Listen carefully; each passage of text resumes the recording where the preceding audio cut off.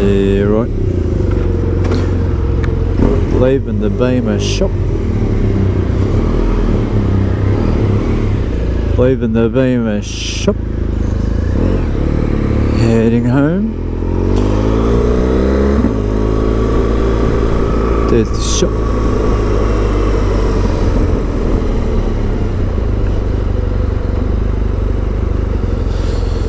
Alright. Relative speed, relative distance. Just had a look at the 310 GS, took it for a spin.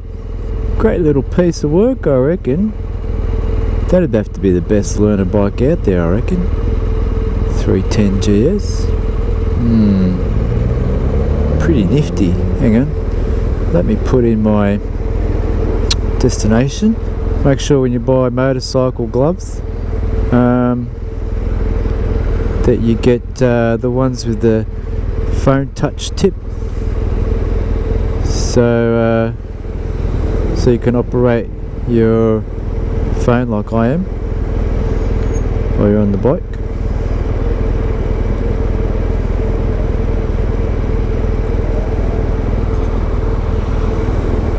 See, I can go back to my camera, and that could be as simple as just changing your music from wearing your Beats X. You'd be wearing your Beats X headphones. Beats X, mate, freaking awesome. To freaking awesome under your helmet, and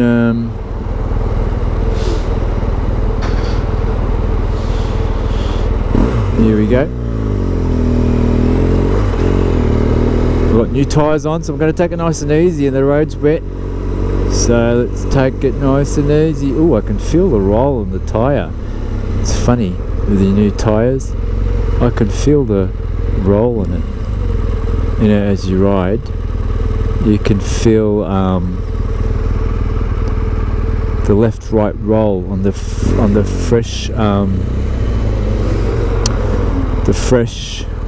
roundness of the tyre, because as the tyre gets older, it tends to get flatter, and I can feel how round it is at the moment.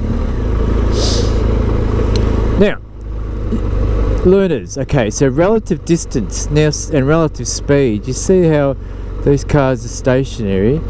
I'm not going to fang it past them. I'm just going to go a bit faster than what they are, right? I can do anything as long as I'm just going a bit faster than what they are. Now, you see, and look, don't worry about breaking a few rules like lines and things, as long as you're doing it slowly, carefully, and showing caution and care with what you're doing. I find police don't mind. Use your blinkers and stuff, and that sort of stuff, you know. Police don't mind, so don't worry too much about lines. Don't let a line be the cause of you having an accident. If you have to go outside of a line or break a few line rules, go for it. As long as you've shown good judgment in what you're doing, even if you get pulled over by a cop, if you've shown good judgment, you'll be able to explain, well sir, I saw that there was a blockage there and I saw a space, I looked carefully and I used what was available to me, I indicated, alright, and I put myself in a safe position. And for me, a safe position with all these cars is at the front here, away from all that, not trying to be stuck there in between those cars and sort of asking them for permission to get through. It's like, no, I'm gonna get through as best I can, get away from them and be at a safe spot at the front. Okay, now here for the freeway, we've got everyone going on the freeway and the whole lane's taken up. So I'm just going to go to the front, and it's okay, just do it with caution and nice easy speed, right? I'm just noticing my tyre pressure because I got new tyres. I noticed they put it at 37 and 42. Just got to remember that. 37 and 42. What's the ideal tyre pressure? Looks like that might be it. 37 and 42. Now you see my relative speed and distance compared to these cars, and I stopped and I saw it was a bit of a tight fit there, so I just stopped and waited for them to go, and then I go, no problem. So yeah, relative speed, relative distance. So here we got, they're going that fast, I'm going to go just a bit quicker. I'm going to keep my distance, looking for the gap. Ooh, the sound of my tyres. They make a different sound. Wow. That's interesting. Yeah, the sound your tyre makes. Different treads make different sounds. This one's making a bit of a, like an engine churning sound. Interesting. There you go. Now you see how I got through. And the thing is, on a motorbike, they're fast, but you don't need to go fast. Just go slow, and you will be motorcycling for a long time. Go slow, and predict the worst. Because where your gain is like at stuff at the lights, like I just did. You know, someone else might have sat there and thought, oh, I'm not going to go over the line, or it's too hard to get in front, or whatever. That's where you lose your time.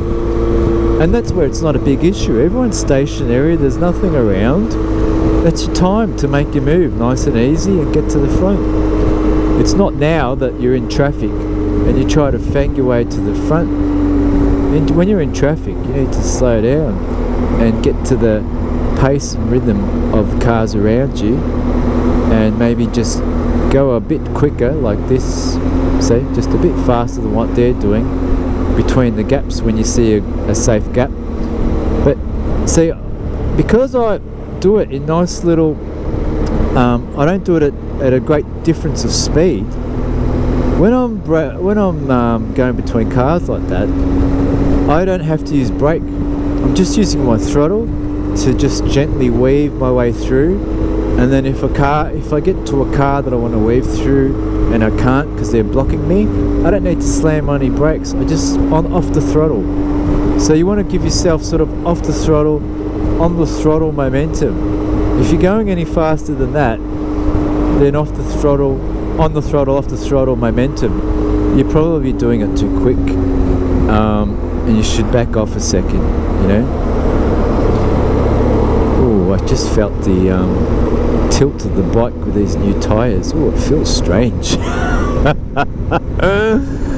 Not what I'm used to. It really, because the tyres have got a nice round end to them, when I tilt the bike, like it tilts, it turns, it quickly goes from pivot point.